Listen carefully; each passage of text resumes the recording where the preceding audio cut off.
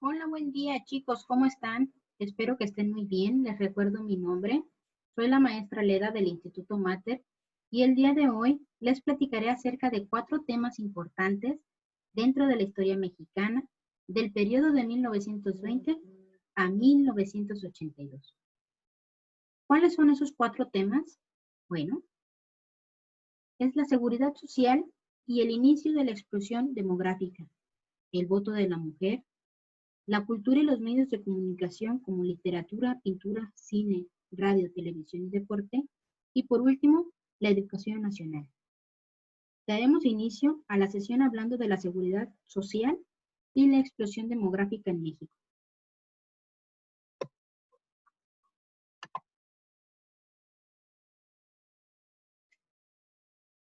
A pesar de los problemas y contrastes que vivió nuestro país durante el periodo, fueron notables algunos avances que permanecen hasta hoy. Los recursos que produjo el crecimiento económico entre 1940 y 1970 fueron invertidos en la producción de alimentos, la creación de industrias, obras públicas y la aplicación de programas de gobierno. Todo ello contribuyó a mejorar las condiciones materiales de algunos poblados, así como elevar la calidad de vida de sus habitantes. Las comunidades rurales y las ciudades se beneficiaron con la introducción de agua potable, alcantarillado, electricidad, caminos y servicios médicos. El Instituto Mexicano del Seguro Social, el IMSS, fundado en 1943, y el Instituto de Seguridad y Servicios Sociales para los Trabajadores del Estado, el ISSSTE, creado en 1959, comenzaron a extender los servicios médicos, de salud y de seguridad social, como las jubilaciones, entre otros. Gracias a esta mejora en la economía y en las condiciones de vida de los individuos y las familias, el crecimiento de la población se elevó, principalmente en las zonas urbanas. Conforme avanzaban los años, morían menos personas y sus posibilidades de vida aumentaban. Por ejemplo, una persona nacida en 1930 tenía una esperanza de vida de 35 años. Imagínense. Y para 1970, esta esperanza de vida se elevó hasta los 60 años. Las cifras del crecimiento de la población durante este periodo pueden ayudar a comprender mejor su magnitud. En 1920 habitaban en el país 14 millones de personas. En 1940 ya había 20 millones de personas. Y para el año de 1970 la cifra era de 48.200.000. Gran parte de los problemas que se generaron en México contemporáneo fueron resultado de este acelerado crecimiento de la población. Pues el dinero nunca fue suficiente para dotar de servicios básicos a todos los habitantes del país. Las ciudades concentraron el crecimiento poblacional porque en ellas ofrecían mejores salarios y los servicios públicos eran mejores. Vamos a ver la siguiente tabla,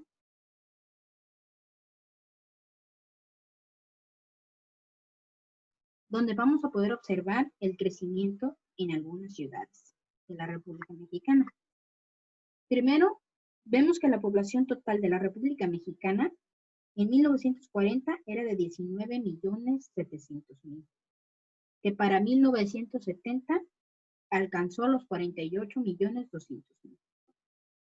La Ciudad de México pasó a tener 10 millones de habitantes a 18.800.000 habitantes en tan solo 30 años. Guadalajara, en 1940, tenía 1.500.000 habitantes y para 1970 ya eran 3.100.000 habitantes.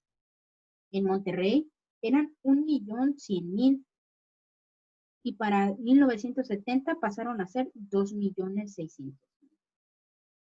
Puebla y Tlaxcala pasaron de tener 1.200.000 a 1.500.000. Estas ciudades, su crecimiento de población fue más despacio. León, Guanajuato, pasó de tener 700.000 a en 1970 1 millón de habitantes. También su crecimiento fue un poco más despacio. ¿Y saben en la actualidad cuántos habitantes somos en México? Bueno, pues somos 127 millones de personas habitando el país. Imagínense, solo nuestro país somos 127 millones de personas. Somos muchos mexicanos. Y bueno, así la población urbana comenzó a crecer más que la población rural. La migración del campo a la ciudad aumentó a partir de la década de 1950.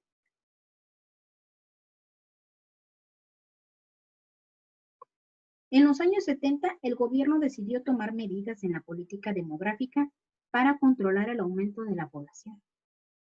Así pues, se creó en 1974 el Consejo Nacional de Población, CONAPO en sus siglas, para disminuir la tasa del crecimiento. Y bueno, la CONAPO es una instancia gubernamental mexicana que tiene como objetivo el diseño, operación y evaluación de las iniciativas públicas destinadas a regular el crecimiento de la población, los movimientos demográficos, así como la distribución de los habitantes de México en el territorio. El propósito de esta misión es favorecer las condiciones de igualdad de los mexicanos y la planificación de la dinámica demográfica en el país. Otro suceso importante dentro de la historia del mundo fue el voto de las mujeres. En la actualidad, las mujeres mexicanas tienen los mismos derechos y obligaciones como ciudadanos. Pero esto no siempre fue así. En el mundo las mujeres no tenían derechos. Antes solo existía la Carta de los Derechos del Hombre y el Ciudadano. Pero años más tarde, gracias a una mujer llamada Olympe de Gouges, en 1789, quien escribió Los Derechos de la Mujer y la Ciudadana, donde ella afirmaba la igualdad de los derechos entre hombres y mujeres. Es ahí donde empezó el movimiento por los derechos de la mujer, entre ellos el defender el derecho al voto. Y bien, observemos cómo fue evolucionando este derecho. En Inglaterra lo reconoció en 1918, Alemania y Canadá el año siguiente, Estados Unidos en 1920. Ecuador fue el primer país latinoamericano donde las mujeres votaron desde 1929. Brasil y Uruguay establecieron el voto femenino en 1932. Argentina hasta 1947. ¿Y qué pasó con México? Bueno, pues no fue sino hasta 1947, con la reforma del artículo 115 de la Constitución, que las mujeres en México pudieron votar primero en las elecciones municipales y hasta 1953 en las elecciones federales. Este suceso, dentro de la historia mexicana, fue muy importante y que dio inicio a una nueva época. Y bien, después de hablar un poco del crecimiento de la población mexicana y el inicio de los derechos ciudadanos de las mujeres en el mundo y en México, pasemos a la parte de la cultura y el entretenimiento mexicano, que también fueron procesos importantes dentro de la historia de nuestro país. Hablemos pues de la cultura y los medios de comunicación, la literatura, pintura, cine, radio, televisión y deporte. Si bien, como sabemos, México es un país caracterizado por su diversidad cultural, la cual se ve reflejada en cada uno de sus pueblos, barrios, ciudades, etnias, regiones y estados con características propias, pero a la vez muy comunes, como los valores, las costumbres, hábitos, instituciones y una historia que nos identifica como mexicanos. Algunas costumbres, tradiciones y lugares inspiraron a escritores, músicos, pintores, poetas, cineastas, maestros e intelectuales, que con sus creaciones difundidas en el país y en el extranjero, contribuyeron a identificar la cultura nacional con la llamada cultura popular. Grandes pintores como Frida Kahlo y los muralistas Diego Rivera, José Clemente Orozco y David Alfaro Siqueiros, influidos por el arte popular mexicano y el arte europeo, difundieron a través de su pintura el valor de la historia nacional, en especial de la Revolución, así como escenas de la vida de campesinos e indígenas, entre otros temas. Célebres músicos como Manuel Ponce, Candelario Huizar, Carlos Chávez, Silvestre Revueltas, realizaron grandes composiciones con las que trataron de expresar la realidad nacional. El problema de la tierra, la difícil vida de los indígenas y campesinos, la crueldad y violencia de la revolución se volvieron temas de la llamada novela de la revolución, donde destacaron autores como Mariano Azuela, Martín Luis Guzmán, Francisco Urquizo y Rafael Muñoz. Pero la cultura mexicana también fue motivo de reflexión, y el análisis de filósofos como Samuel Ramos y de escritores como Octavio Paz, autor del Laberinto de la Soledad, en el que hizo un análisis de la historia, identidad y cultura de los mexicanos. Por otra parte, los medios masivos de comunicación, como cine, la radio, la industria, la disquera y la televisión, lograron una mayor difusión e influyeron de manera importante en la cultura nacional, y sobre todo a partir de la segunda mitad del siglo XX. ¿Y el entretenimiento dónde queda? Bueno, el cine, que tuvo sus inicios en nuestro país al terminar el siglo XIX, se convirtió en una gran industria que entre 1932 y 1955 ganó el afecto de la mayoría de la gente porque en sus películas se veían reflejadas sus vidas y sus aspiraciones, lo cual contribuyó al cambio de tradiciones y comportamientos y a construir una identidad nacional que fue reconocida en el mundo a través de las actuaciones de sus ídolos populares, como Mario Moreno Cantinflas, Pedro Infante, María Félix, Pedro Armendáriz, Dolores del Río, Germán Valdés Tintán, Sarita García, Joaquín Pardavé, del Santo, entre otros. Temas de la historia nacional y de la vida cotidiana de campesinos, obreros, revolucionarios, vagos, carpinteros, secretarias, vendedores, policías y ladrones, políticos, luchadores, futbolistas. Esta época del cine mexicano se le conoció como la época de oro. Durante la primera mitad del siglo XX, la gente solía asistir a salones de baile, carpas y teatros para entretenerse. Además de otros tantos personajes fueron escenificados en las pantallas y difundieron en el país y en el mundo la idea de que la manera de ser de los mexicanos era generosa, rebelde, solidaria, divertida, resignada y patriota, entre otras tantas cualidades que se resumían en la creencia de que como a México no hay dos. A través de la radio, cuyo primer programa se transmitió en 1921, el público no solo se divertía e informaba, sino que también se identificaba con los valores que se defendían en distintos programas como las radionovelas, los noticiarios y los concursos. Al mismo tiempo, la radio sirvió para que la gente se inclinara a sus gustos hacia diversos productos que se anunciaban, pero también hacia los artistas del momento, cuya música y canciones fueron consideradas una expresión de la cultura nacional, como las composiciones de Agustín Lara. La radio, al igual que el cine y la televisión, han cumplido también una función informativa, porque quienes no sabían leer ni escribir, se forjaron una idea de México y del mundo con la información que escuchaban. Un acontecimiento muy importante fue la creación del Instituto Nacional de Antropología e Historia en 1939 por el mandato del presidente Lázaro Cárdenas del Río, ¿Se acuerdan que ya lo habíamos visto en sesiones anteriores?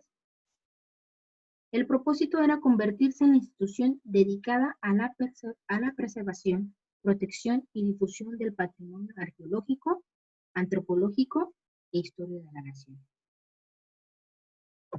Con la televisión, que inició sus transmisiones en la década de 1950, las familias comenzaron a introducir nuevas costumbres en sus convivencias diarias. Los estilos de vida, las ideas, las creencias y otras actividades realizadas por sus artistas favoritos influyeron mucho en el comportamiento de la mayoría de la gente y contribuyeron a producir nuevas formas de expresión cultural.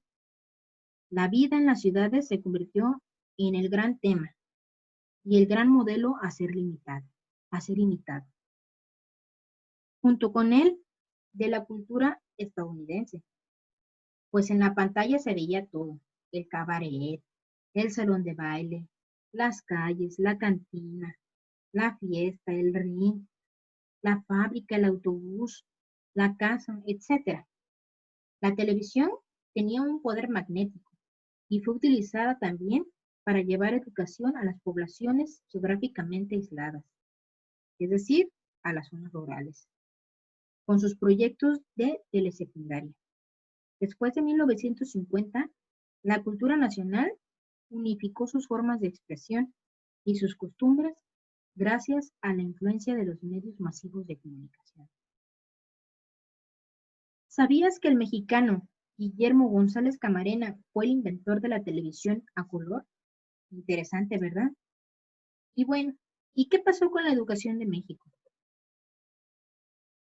Bueno, la falta de educación de la mayor parte de la población pues fue uno de los principales problemas del país al comenzar el siglo XX, porque las carencias educativas producían otros problemas que afectaban al conjunto de la sociedad.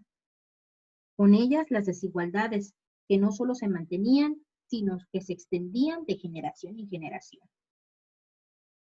La importancia de este problema ya se había considerado en la Constitución de 1917 en el artículo 3, pero no fue sino hasta 1921 cuando se creó la Secretaría de Educación Pública, la SEP, que tuvo como misión organizar los recursos públicos para llevar la educación básica a todos los habitantes del país.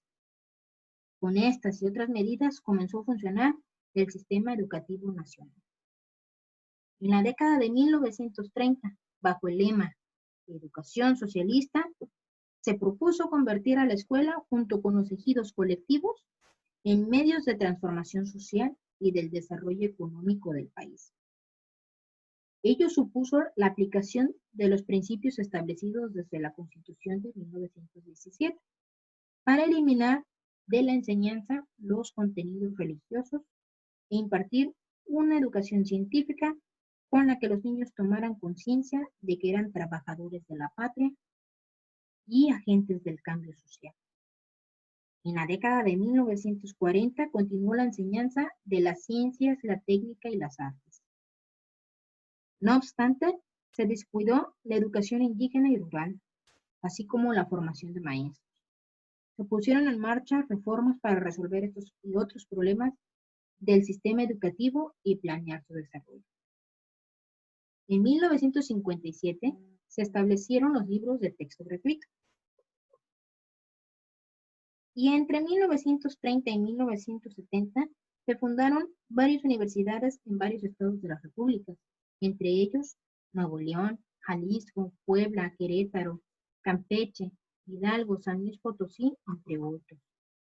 En ellas se han formado profesionistas de diversas disciplinas que han contribuido con su trabajo al desarrollo económico y social del país. ¿Ven cómo la educación en el país también tiene un proceso histórico muy importante?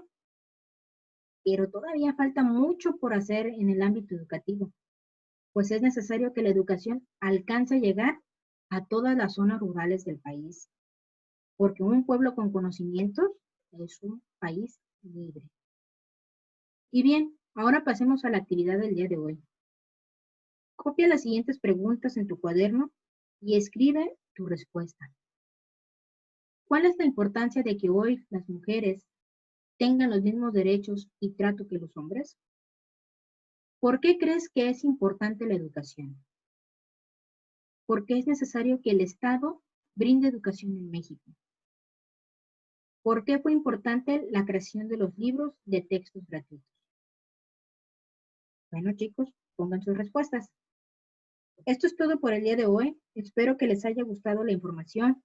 Recuerden que cualquier duda que tengan pueden contactarnos por el grupo de WhatsApp del colegio.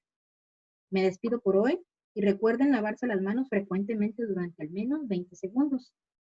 Cuídense y no olvidemos sonreír siempre, que la vida es maravillosa.